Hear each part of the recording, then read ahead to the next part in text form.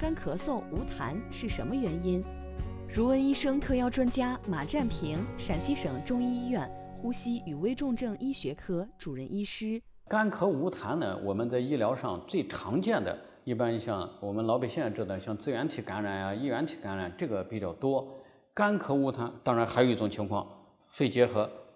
我们经常老百姓有一句口诀：半声咳嗽、点点唾，一顿只吃半个馍，那就是结核的表现，身体在消瘦。除过干咳嗽以外，还有结合他别的症状，比如说他身体最近有没有消瘦啊，有没有发热呀，有没有低热呀，有没有盗汗啊，这些如果出现了，甚至有些人干咳嗽的时候有点咳血，这是最可能就是肺结核了。当然还有支气管内膜结核，有时是很难诊断的，我们用支气管镜才能诊断。还有一种干咳嗽，我们要警惕它，就是咳嗽边缘性哮喘或者边缘性咳嗽，这两个病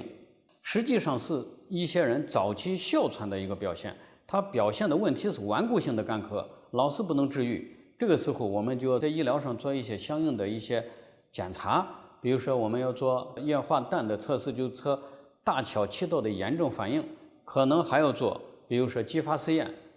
通过舒张试验、继发试验、峰值流速变异率测定等等。我们最常见的普通人的干咳嗽，